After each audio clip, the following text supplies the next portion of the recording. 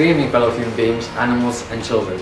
Tonight I'll be talking about something very close to heart, interest rates and the monetary policy. For those children who have not yet had the pleasure of paying interest rates, let me describe it for you in a few simple words. It is like a massive snake biting you in the neck and strangling you, not letting you breathe.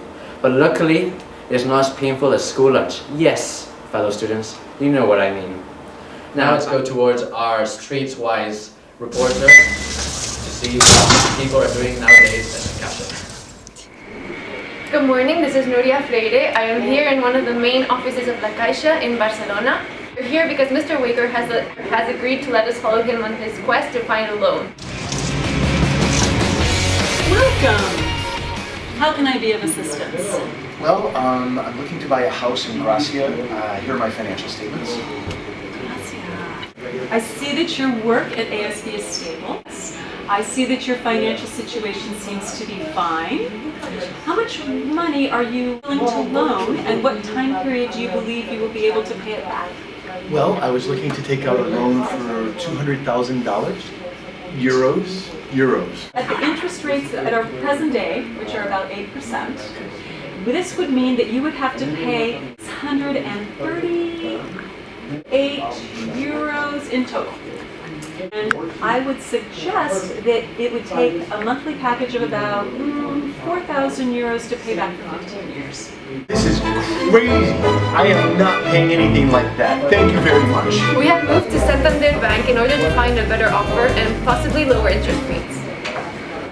Good morning, I'm sorry, I was just doing my biology homework. How can I help you? Well, I'm looking for, so you could help me with the financial plan, please. So, well, the central bank has just suggested that all interest rates across Spain be lowered to help stimulate the investment, and therefore our current interest rates are at about 3%. It would be in the area of 300,000 euros, with over a 15-year plan would result in a payback of about 1,700 euros a month. That sounds fantastic. I'll take it. Thank you very much. Back to you, John. Nuria Freire. Thank you, Nuria, reported from La Casa. So now off to our central bank correspondent for an interview on the Spanish central bank. The economy is so bad, hotcakes aren't even selling like hotcakes. Back to you. So, at what point in the business cycle would you think that Spain's economy is at right now? Well, right now we're actually at a, let's say, good moment for us because some of the policies that the government applied, our economy is kind of like boosting, but doing much better than it was before. But we're pretty happy with it. What was the central bank's role in aiding the start of the recovery? As a central bank, we don't have much of a role policies because of the fact that we're part of the European monetary unity. And so, but within our limits, we actually, yes, we do. We actually introduced some incentives so that some firms would actually invest in our economy, in our country. Made it easier for entrepreneurs to start new businesses and basically policies along those lines. What other measures have you taken? Well, basically, we actually decreased the interest rates of our central bank so that money will be a little bit cheaper. We put a few more like monetary units in circulation so that the economy could be benefiting from it. All that. Thank you, Mr. Jose Miguel Lopez. And now let's go to our economic experts, Ms. Maria Bronchudis and Ms. Judith. Thanks, John. This is Maria Bronchudis reporting from Pompeu Fabra. Monetary policy is set by the banks in an economy to manipulate the aggregate demand. They use three main tools: interest rates, money supply, and exchange rates. The banks are mainly free to establish the rates themselves, but they are then regulated by the government.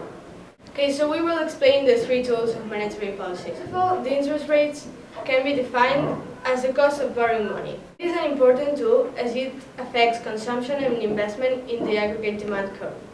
If interest rates go up, consumers and firms will be less likely to take a loan, as the cost of borrowing money is high. This is known as the contractionary monetary policy, and it often occurs when the economy is at its peak. If a bank decides to cut interest rates, the consumers and firms will be likely to take a loan. This is also defined as expansionary monetary policy, As we can see from this diagram, due to recession in the UK, the interest rates dropped.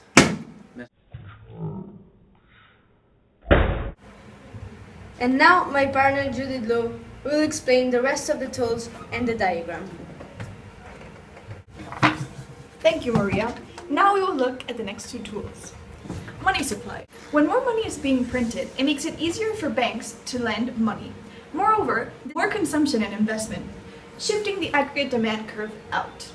Lastly, exchange rates.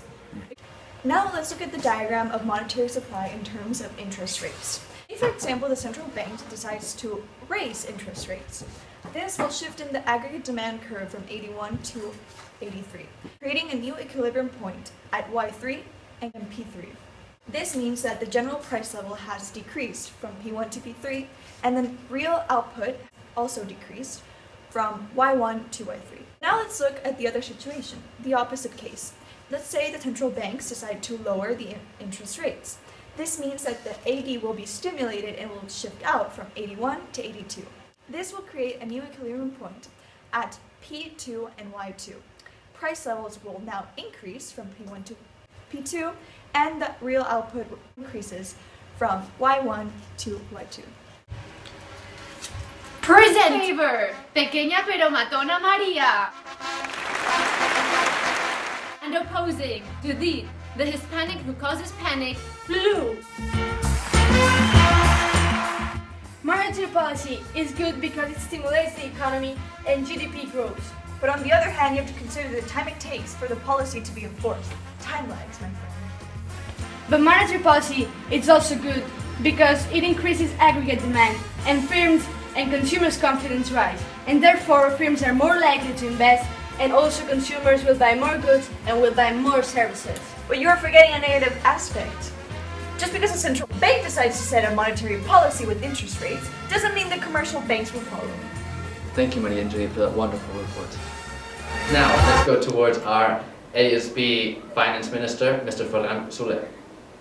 We have now arrived at the ASB Business Office, where we will be interviewing Ferran Soler, the Director of Finance. Ferran, thank you for having us. It's a pleasure to be here. So please, can you tell us about why you decided to construct the new building?